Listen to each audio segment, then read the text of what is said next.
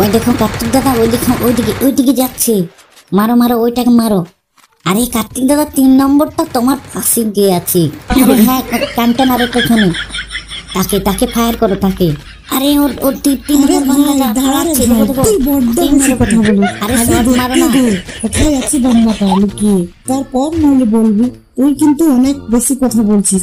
এইদিকে আমার মোবাইলটা কাজ করছে না, হাইপিং হয়ে রয়েছে। বান্দা মারার তো দূরে কথা, মনে হয় আমি এখানেই নক হয়ে পড়বো। তুই আয়, আমার দিকে আয়, একসঙ্গে ফাইট নেবো। আয় আয়।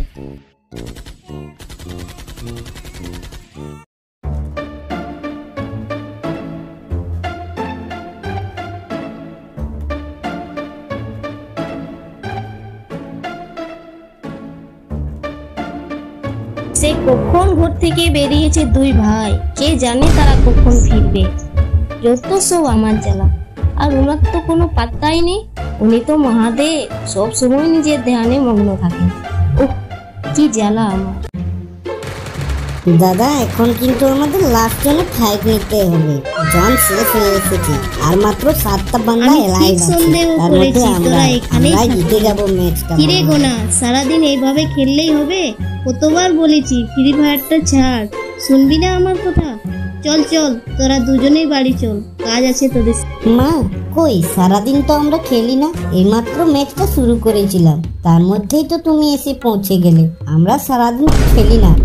আমি একটু তোদের বাবার কাছ থেকে ঘুরে আসছি, তোরা সোজা বাড়ি যাবি, এদিক ওদিকে ঘুরবি না। আমি আসছি একটু পরে।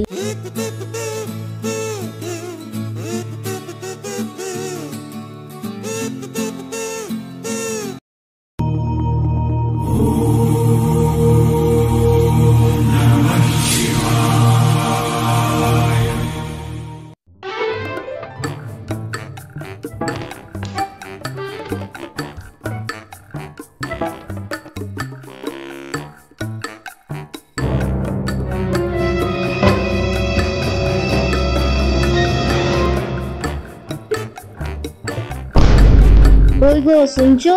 তুমি তো এখানে নিশ্চিন্তে ধ্যানে আছো, আর ওদিকে লক্ষ্মী আর সরস্বতী আমার মাথার উপরে না। মেসো থেকে তারা 2টা শাড়ি পছন্দ করেছে। এবারে আমার পুজোতে তারা অনলাইন অর্ডার করা শাড়ি পরবে। কিছু সমস্যা হচ্ছে যে শাড়িগুলো পৃথিবী থেকে নিয়ে আসবো কি করে। আমি ওখানে এখন যেতে পারবো না, আমার এখন অনেক কাজ। আমাকে এখন মহিষাসুরকে বধ করার জন্য প্রস্তুতি নিতে হবে। হ্যাঁ, তুমি প্র্যাকটিস করো।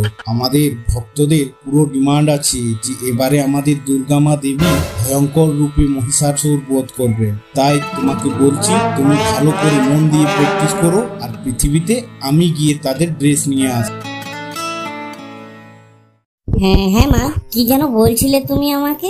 বলো, কি হয়েছে? কোনো অসুবিধা হয়েছে নাকি? কিসের জন্য এত বিরক্ত হয়ে আমায় বাড়ি ডেকে পাঠালে? দেখো বাবা গণেশ, আমাকে মহালয়ার দিনে মহিষাসুরকে বধ করতে হবে। তাই বাবা তোকে একবার মিস্ত্রির কাছে যেতে হবে আমার সব অস্ত্র নিয়ে। আর মিস্ত্রিকে বলবি আমার অস্ত্রগুলা যেন ভালো করে পালায়, যাতে একবারে আঘাতেই শয়তানটার মৃত্যু হয়। তুমি একদম নিশ্চিন্তে থাকো মা, আমি এক্ষুনি সমস্ত অস্ত্র নিয়ে আমি মিস্ত্রির কাছে যাচ্ছি।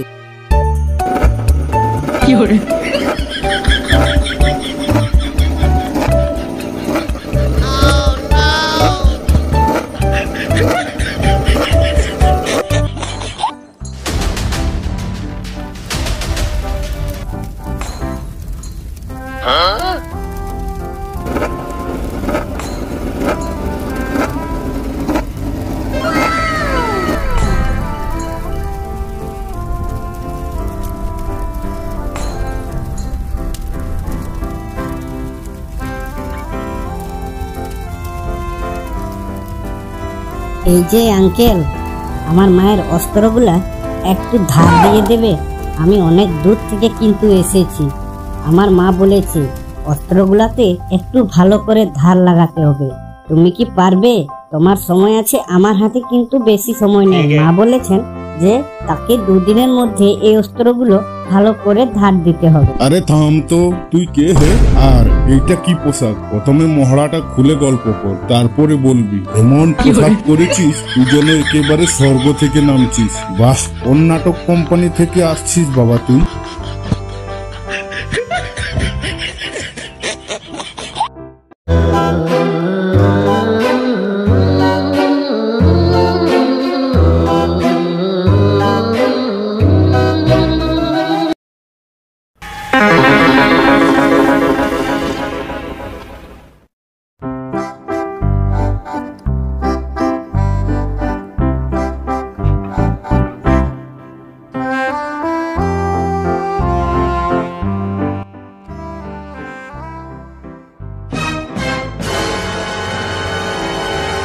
কই হে ভোলানাথ কাকা, বলি কোথায় চললে?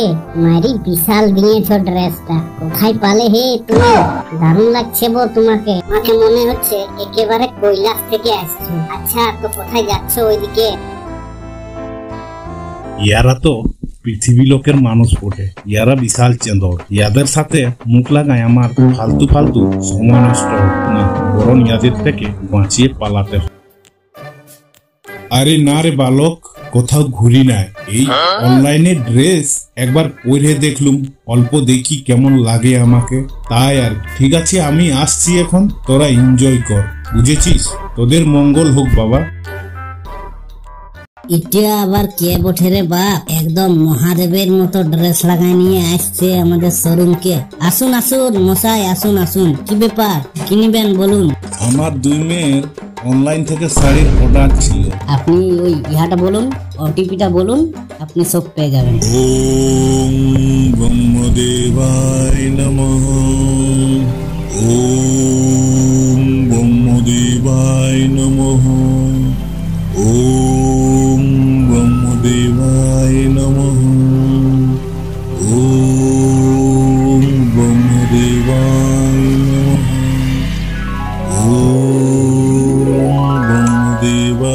মহিষাসুর, তোর এই কঠোর তপস্যায় আমি অনেক মুগ্ধ হয়ে গেছি।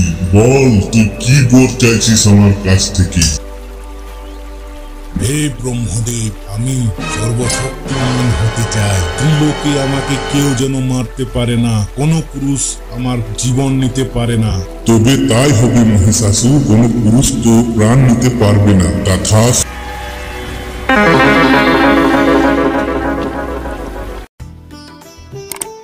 কি রে, তুই ওই কার্টুন ভিডিও দেখিস?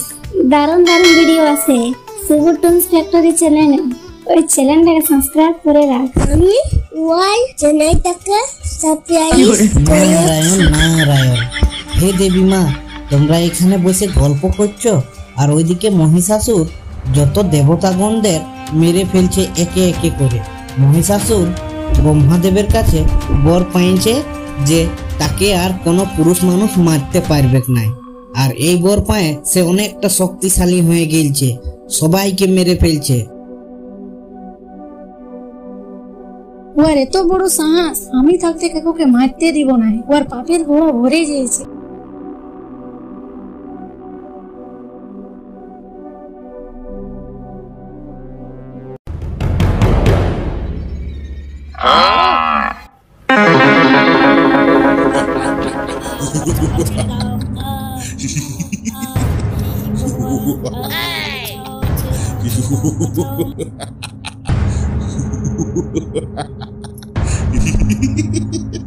যা শয়তান, পালিয়ে যা।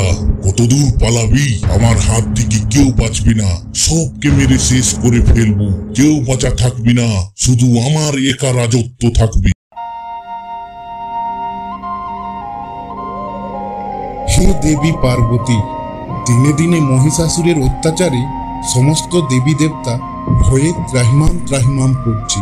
তার কিন্তু অত্যাচার অনেক বেড়ে গিয়েছে। এবার কিন্তু তোমাকে দেবী দুর্গা মায়ের রূপে আবির্ভূত হতে হবে। তাকে বধ না করলে আমাদের সমস্ত দেবতাগণ প্রায় ভয়ে কাঁপছে, তাই তোমাকে ওই রূপ নিতেই হবে। হ্যাঁ স্বামী, তুমি তো ঠিকই বলছো, কিন্তু ওই শয়তানের পাপের ঘোড়া ভরে গিয়েছে। আমি একজন নারী হয়ে ওই শয়তান রাক্ষসকে কি করে মারতে পারবো? ও তো অনেক বেশি শক্তিশালী।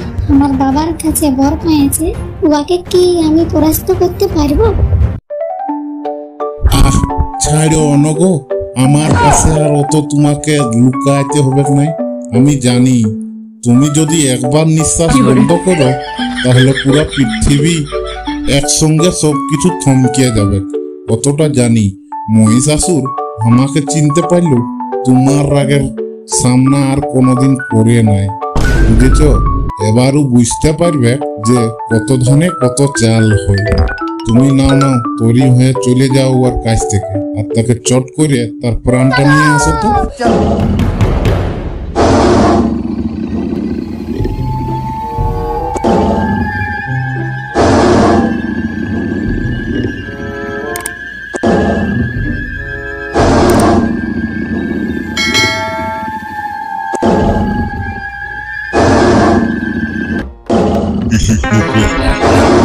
এই নারী আমাকে মারবে?